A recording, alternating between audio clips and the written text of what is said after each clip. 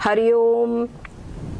हम लोग श्रवण कर रहे हैं यमराज और नचिकेता का संवाद, जिसके अंतर्गत यमराज नचिकेता को समझा रहे हैं आत्मा का स्वरूप अत्यंत दुर्विज्ञ है और कोई निष्काम व्यक्ति और जिसकी इंद्रियां संयमित हो, ऐसा जो धीर पुरुष है वही इस आत्म तत्व को जान सकता है। और इसी विषय में आगे और चर्चा करेंगे कि जो सकामी पुरुष है और जो प्राकृत पुरुष है, प्राकृत पुरुष यानी कि जो व्यक्ति eat drink and B Mary इसी में लगा रहता है, संसार के भोगों में उसका विशेष आकर्षण रहता है, सब चीज़ों को बस पालूं इसी प्रकार की उसकी तृष्णा बस बनी रहती है, संसार के भोगों में ही उसकी वृत्ति रहती है, ऐसा व्यक्ति है प्राकृत व्यक्ति। यानी सहज रूप से व्यक्ति भोगों की तरफ ही जाता है। किसका मन नहीं चलता खाने पीने की अच्छी चीज देख करके, अच्छा कपड़ा देख करके, हर व्यक्ति का मन जाता है। हर व्यक्ति को लगता है कि बढ़िया मेरा भाई आलीशान मकान हो, सब कुछ हो। तो इस प्रकार की वृत्ति में जो रहता है उसको कहेंगे प्राकृत पुरुष। तो जो प्राकृत पुरुष है उनको ये आत्म तत्व कभी भी उनके द्वारा जाना नहीं जा सकता। आगे और आत्मा का एक विशेष बढ़िया लक्षण बता रहे हैं कि कैसा विचित्र ये आत्मा का अद्भुत स्वरूप है। ये आत्मा, सबसे पहली बात तो ये आत्मा का कोई भौतिक, कोई फिजिकल बॉडी नहीं है। जिस चीज में फिजिकल बॉडी हो, जिसकी कोई फिजिकल भौतिक स्वरूप हो, उस चीज को हम देख सकते हैं या किसी भी इंद्रिय के द्वारा ग्रहण कर सकते हैं, पर आत्मा का कोई फिजिकल स्वरूप है ही नहीं। तो आत्मा का अपरोक्ष होता है, आत्मा है अपरोक्ष, लेकिन फिर भी आत्मा का प्रत्यक्ष यानी आंखों से या किसी भी इंद्रिय के द्वारा प्रत्यक्ष कोई भी नहीं कर सकता। और आत्मा में सब विरुद्ध स्वभाव है, जो आत्मा करता भी है और अकर्ता भी है, ये पहले बता चुके हैं। अब आगे आत्मा का और एक विरुद्ध लक्षण आगे के श्लोक में बता रहे हैं। कहते हैं आसीनो दूरं व्रजति शयानो याति सर्वतः। आसीनो दूरं व्रजति शयानो याति सर्वतः। कस्तं मदामदं देवं मदन्यो ज्ञातुमर्हति। कहते हैं ये जो आत्मा है ये आसीनो का मतलब बैठा हुआ या एक स्थान पर स्थित हुआ, एक स्थान पर स्थित होता हुआ भी यानी बैठा हुआ भी। दूरं व्रजति मतलब दूर चला जाता है। अब बताइए क्या ये संभव है कि कोई व्यक्ति बैठा भी हो या कोई वस्तु ही है वो एक जगह पर स्थिर है और स्थिर होते हुए भी दूर तक चली जाए, या कोई व्यक्ति बैठा हुआ भी चलता भी हो, चलते भी जाए, कैसे संभव है? तो यहाँ पर आत्मा में ये विचित्र बात है, ये विरुद्ध लक्षण है कि आत्मा एक ही स्थान पर बैठा हुआ भी ये दूरं व्रजति दूर चला जाता है। और क्या कहते हैं शयानो याति सर्वतः, शयन करता हुआ भी, सोता हुआ भी ये याति सर्वतः सब कहीं चला जाता है। ये बड़ी विचित्र इसकी आत्मा की महिमा है। और क्या कहते हैं ऐसा जो विचित्र लक्षणों वाला आत्मा है उसको ये कस्तं मदामदं देवं, ऐसा जो देव है, ऐसा जो आत्मा है मदामदं, यानी मदामदं का मतलब क्या हुआ? ये मद युक्त यानी आनंद युक्त है, और आनंद युक्त यानी हर्ष युक्त है, और साथ साथ में अमदं और हर्ष रहित भी है, आनंद रहित भी है। ऐसा जो आत्मा है मदन्यो ज्ञातुमर्हसि, मेरे अतिरिक्त इसको कौन जान सकता है? मतलब मेरे अतिरिक्त मतलब यमराज कह रहे हैं ये बात, मतलब ये है कि जो बहुत साधन चतुष्टय संपन्न हो, जिसके अंदर में बहुत दैवीय गुण हो, सात्विक गुण हो, जिसका अंतःकरण पूर्ण रूपेण शुद्ध हो, ऐसा जो शुद्ध अंतःकरण वाला है वह ही वो वैराग्यवान हो, जिसकी इंद्रियां अपने कंट्रोल में होने, साधन चतुष्टय संपन्न जो व्यक्ति हो, जिसमें विवेक, वैराग, षट संपत्ति और मुमुक्षुता आदि जो 4 साधन हैं, ये इससे वो परिपूर्ण हो। संसार की संपत्ति को, संसार के मार्केट में जाओ, संसार के मार्केट में संसार का पैसा लगता है, उसमें भी आप देखेंगे कि भारत का रुपया नेपाल में नहीं चलेगा। नेपाल इसलिए का क्यों, पड़ोसी देश है। नेपाल का रुपया पाकिस्तान में नहीं चलेगा। नेपाल, भारत का रुपया अमेरिका, ब्रिटेन अदर नहीं चलेगा और वहां का रुपया हमारे यहाँ नहीं चलेगा, कहीं पर भी नहीं चलेगा। तो उसी प्रकार से ये जो आत्म तत्व है, जिस आत्म तत्व को देखने के लिए जो रुपया चाहिए, जो संपत्ति चाहिए, वो संपत्ति कुछ और ही है। वो संपत्ति जुटाना भी किसी सामान्य व्यक्ति के बस की बात नहीं है।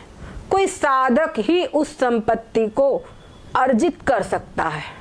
और जो साधक इस अमूल्य इस संपत्ति को, इस निधि को संग्रहित करता है, कहना चाहिए उसके ऊपर पूरा जीवन चढ़ा देता है, तभी वो संपत्ति अर्जित हो पाती है। वही इस आत्म तत्व को प्राप्त कर सकता है, इस आत्म तत्व का दर्शन कर सकता है, इसका अपरोक्ष कर सकता है। सामान्य व्यक्ति नहीं कर सकता। ये जो विरुद्ध दर्शन, विरुद्ध लक्षण बताए हैं, ये सुनकर ही आश्चर्य में डालते हैं, परंतु जब इस आत्म तत्व का साक्षात्कार हो जाता है तो वो सब कुछ नॉर्मल लगने लगते हैं।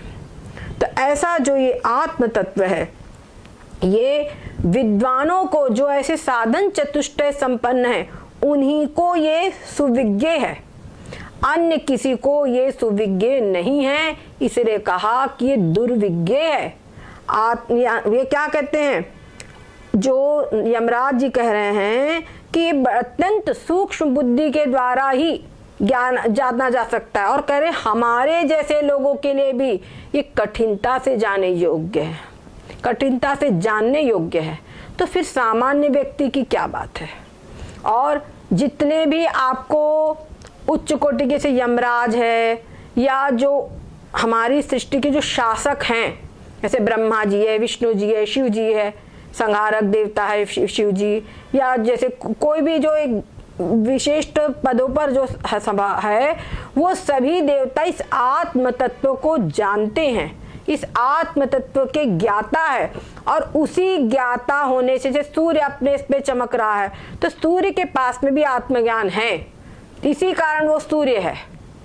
और भी जो मतलब ऐसे जैसे सूर्य के ही पुत्र यमदेव है, तभी उनके पास में वो शासन की क्षमता है, तभी वो न्याय करते हैं, उनके द्वारा अन्याय नहीं होता। और ऐसा नहीं कि अगर कभी उनसे भूल हो जाए, कोई बात हो, तो वो दंड से परे हैं। आप लोग देखें, जो यमराज थे, यमराज को मांडव ऋषि ने श्राप दे दिया था, तो उनको विदुर के रूप में जन्म लेना पड़ा था। तो कर्म के से परे कोई भी नहीं है, बस कर्म से परे वही हो पाएगा जो इस आत्म तत्व का अपरोक्ष कर लेगा, उसके अतिरिक्त कोई उपाय नहीं है। और वहां पे भी जब पूर्ण हो जाएगा साक्षात्कार, तभी, उसके बिना नहीं। तो ये जो आत्म तत्व है, आगे इसके विषय में और बता रहे हैं इसका लक्षण। क्या कह रहे हैं कि जो आत्म तत्व है, अशरीरं शरीरेषु अशरीरं शरीरेष्व अनवस्थेष्वस्थितम् अशरीरं शरीरेष्व अनवस्थेष्वस्थितम् महान्तं विभुमात्मानं मत्वा धीरो न शोचति। क्या कहते हैं, अशरीरं शरीरेषु, जितने भी शरीर है, कितने शरीर है बताइए, ब्रह्मांड पूरे में कितने शरीर है, इतनी जनसंख्या की देख लीजिए, सब जगह पे हाय मची है। और 84 लाख योनि है, जो जनसंख्या की गणना होती है उसमें मनुष्य योनि की गणना होती है। ज़्यादा से ज़्यादा अब प्रोजेक्ट टाइगर वगैरह चल गया तो शेरों की और इन कुछ जानवरों की गणना हो जाती है। पर 84 लाख तो योनियां हैं और हर योनियों में अनगिनत प्राणी हैं।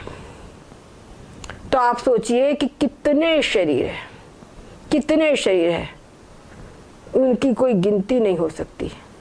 तो सारे शरीर जो है, ये सारे शरीर कैसे विनाश वाले हैं, सारे शरीर विनाशवान हैं और उन विनाशवान शरीरों में ये आत्मा विद्यमान है ना, ये आत्मा विद्यमान है।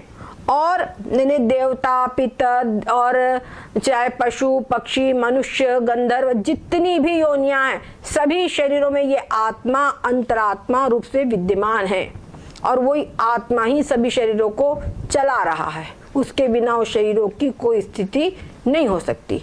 पर शरीर सारे विनाशवान हैं और उन शरीरों में रहने वाला ये जो आत्मा है, ये आत्मा का स्वयं का कोई भौतिक शरीर नहीं है। ये शरीर रही रहता है, शरीरों में रहता हुआ भी ये अशरीरी है। और शरीर सारे जितने भी है ये अनित्य है, विनाशवान है। और इनमें रहने वाला ये जो आत्मा है ये नित्य है, विनाश रहित है, अविनाशी है। ये इस आत्मा की विशेषता है। और क्या कह रहे हैं आके, सारे शरीर जो है ये अनवस्थित है। अनवस्थित मतलब इधर से उधर सब चलायमान हो रहे हैं और वैसे भी क्षणभंगुर है, उस हिसाब से भी अनवस्थित है। इनकी कोई स्थिति नहीं है, इनकी कोई गति नहीं है। पर जो आत्मा है वो स्थिर है, वो नित्य है, अचल है। और ये जो आत्मा है, इस आत्मा के विषय में और कह रहे हैं, महांतं विभुमात्मानं। महांतं, ये महान है, महान से भी महानतम। और विभु, विभु यानी व्यापक, जो सब कहीं, जहां कहीं भी हम कल्पना कर सकते हैं, सब कहीं वो आत्म तत्व है। ऐसा जो व्यापक आत्मा है वो है विभु। ऐसे विभु, व्यापक और महान, महान मतलब सबसे बड़ा, सबसे विशाल, ऐसा जो व्यापक आत्मा है, महानतं विभुमात्मानं, उसको मत्वा यानी उसको जान करके, धीरो, धीरो का मतलब है जो धीर पुरुष है। इस आत्मा को प्राकृत पुरुष नहीं जान सकते, ये पहले ही बता चुके हैं। जो धीर है, धीर मतलब बुद्धिमान, गंभीर, जो साधन चतुष्टय संपन्न है, जो सम है, सम पहले बताया था ना, कर्म योग, जो निष्काम है। तो निष्काम मतलब निष्काम कर्म योग के द्वारा जो समत्व बुद्धि को प्राप्त कर चुका है, जो लाभ हानि आदि सब में सम है। इन सब, ऐसा जो धीरवान पुरुष है वही इस आत्मा को जान सकता है। आप देखिए नचिकेता का धैर्य, बड़े से बड़े विशाल उसके सामने वो प्रलोभन दिए गए लेकिन वो डिगा नहीं।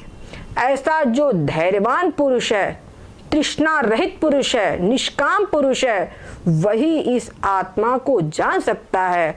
और जो वो इस आत्मा को जान लेता है तो मत्वा धीरु न शोचती, तब वो उसके सारे शोक नष्ट हो जाते हैं। फिर वो हर्ष शोक इन सब से दूर हो जाता है। हर शोक भय तीनों ही उसके नष्ट हो जाते हैं। यही इस आत्म तत्व को जानने का महत्व है।